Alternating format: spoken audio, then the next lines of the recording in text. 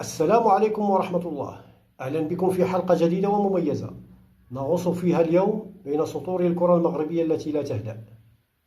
نعيش حاليا فترة انتقالية تاريخية بين إشاعات تلاحق هرم السلطة الكروية وتغييرات تقنية على دكة بدلاء الأسود، وصولا إلى أخبار المحترفين في كبرى الدوريات الأوروبية.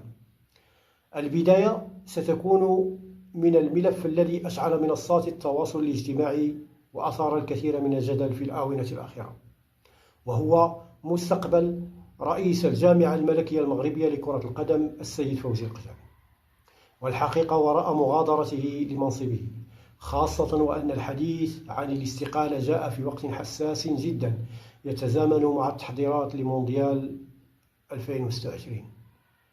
لكن وقبل أن نخوض وأن نتفصل في الوضع القانوني للقجع، يجب أن نتوقف عند الروح القتالية التي يظهرها اللاعبون المغاربة، وأخص اللاعبون المصابون مؤخرا، التي يظهر فيها اللاعب المغربي حتى وهو في أصعب الظروف الصحية. وهذا ما تجسد تماما في الحالة الإنسانية للاعب نايف أكرد، نسأل الله له الشفاء العاجل ولباقي مرضى المسلمين أجمعين إن شاء الله. نايف أكرد صخرة دفاعنا، خرج عن صمته ليطمئن الجماهير بعد دخوله غرفة العمليات. الخبر لم يكن مجرد إصابة عابرة، بل كان قصة معاناة دامت منذ شهر أكتوبر الماضي. تخيلوا أن أكرد كان يخوض المباريات بآلام فتاك في أسفل البطن، وآلام أصبحت جزءا من روتينه اليومي من الاستيقاظ حتى المنام. ورغم اتباعه لبروتوكولات طبية مكثفة، إلا أن الجراحة أصبحت قدرا لا مفر منه. أكرد فضل الاستمرار والتحمل لأقصى درجة لمساعدة منتخبه وناديه، لكنه اليوم قرر التوقف مؤقتا ليعود بنسبة 100%، واضعا نصب عينيه هدفا واحدا، هو الجاهزية التامة لقيادة الدفاع في مونديال 2026، وهو طموح يشاطره فيه زميله في خط الوسط الذي يبدو أن معاناته قربت على الانتهاء. هذا الزميل هو سفيان أمرابط، الذي تلقى خبرا سارا من مدربه في ريال بيتيس مانويل بيلغريني تؤكد قرب عودته إلى الميادين. وهذه العودة لا تهم النادي الإسباني فحسب، بل هي القطعة المفقودة التي ينتظرها الناخب الوطني الجديد في أول اختباراته المنتظرة في شهر مارس من العام الجاري. ومع ذكر الناخب الوطني نفتح صفحة محمد وهبي، الذي وضعته الجامعة في فوهة البركان في خلافة وليد الركراكي. وهبي لا يضيع الوقت، وقد بدأ مشواره بمهمة خاصة في الملاعب الفرنسية، وبالأخص ملعب ليل، حيث رصدته الكاميرات يراقب الجوهرة الشابة أيوب بوعدي. التحرك هنا ليس مجرد متابعة، بل هي حرب استراتيجية لقطع الطريق على الاتحاد الفرنسي وتأمين مستقبل الأسود مع الجوهرة الواعدة أيوب بوعدي.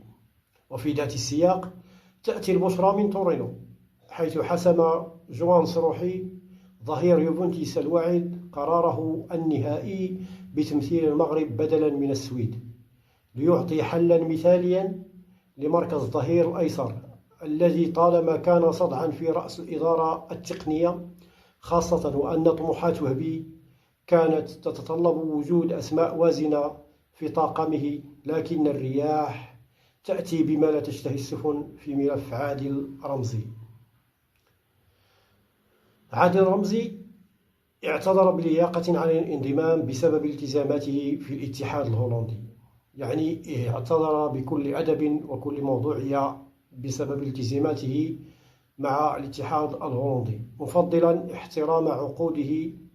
وهذا الانضباط المهني هو نفسه الذي نراه في غرف ملابس ريال مدريد، حيث تدور رحى معركة من نوع آخر يقودها الجوهرة والزئبق الأبيض إبراهيم دياز لإقناع مواهب أخرى بالسير على نهجه. إبراهيم دياز هنا رغم الأخبار التي تتحدث عن إمكانية استغناء ريال مدريد عنه في الصيف لأسباب مالية، إلا أنه يمارس دور السفير داخل القلعة الملكية. دياز يتحدث باستمرار واستماتة مع المواهب الصاعدة. لم يحسم قراره بعد بين المغرب وإسبانيا. تياغو الذي خطف الأنظار في دوري الأبطال أمام مانشستر سيتي يجد في دياز سندا قويا يشرح له قيمة مشروع الأسود. وفي الوقت الذي ينتظر فيه الجميع قرار تياغو، تظل العيون شاخصة نحو حديقة الأمراء، حيث خرج القائد أشرف حكيمي برسالة علنية رحب فيها بالمدرب وهبي، وودع فيها الركراكي بكلمات مؤثرة، مؤكدا أن روح المجموعة هي السلاح الأقوى في مواجهة الإكوادور والباراغواي، وهي الروح التي يحاول البعض زعزعتها بإشاعات حول رحيل فوزي القجع. هذا ما كان ينتظره خصوم المملكة المغربية، سواء الخصوم الكروية أو السياسية، فهم لا يفرقون بين هو سياسي وكروي، وكانوا دائما ما يطلقون إشاعات بأن فوزي القجع يعمل بكواليس داخل الاتحاد الأفريقي وفي الفيفا، لكن ما رأيناه في القرارات المجحفة من الاتحاد الكروي الإفريقي في حق المنتخب المغربي هي قرارات مجحفة بخصوص النهائي، وهذه الأحكام التي صدرت على المنتخب المغربي التي نصف فيها الظالم الذي جمع فيها بين الظالم والمظلوم بنفس العقوبات. ونتمنى الخير في قادم الأيام إن شاء الله. رسالة حكيمي القوية تعكس استقرار المستودع، وهذا الاستقرار يحتاج إلى مظلة إدارية قوية، وهو ما يقودنا للرد على كل الشائعات التي طالت رئيس الجامعة في الساعات الأخيرة. الحقيقة التي يجب أن يعلمها الجميع هي أن فوزي القجع باق في منصبه. المصادر المقربة تؤكد أن الجمع العام المقبل لن يكون جمعا انتخابيا، والقانون الرياضي المغربي وتحديدا المادة 30/09 تمنحه حق الاستمرار نظرا لتمثيليته الدولية في الفيفا والاتحاد الإفريقي الكاف، ولأن المصلحة الوطنية تقتضي استقراره في هذه المرحلة. وفي سياق المصلحة الوطنية أيضا هناك تحركات قانونية كبرى في أروقة الاتحاد الإفريقي لإعادة فتح أحداث نهائي الكان ضد السنغال من نقطة الصفر.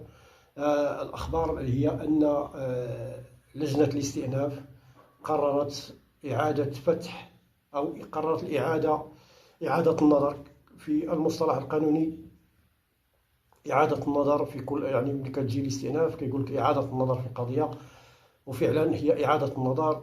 وكنا قد تحدثنا سابقا عن استدعاء في أحد الفيديوهات القصيرة عن استدعاء رئيس الاتحاد السنغالي لكرة القدم على خلفية تصريحاته المسيئة للبلد المنظم ولرئيس الجامعة الملكية المغربية لكرة القدم.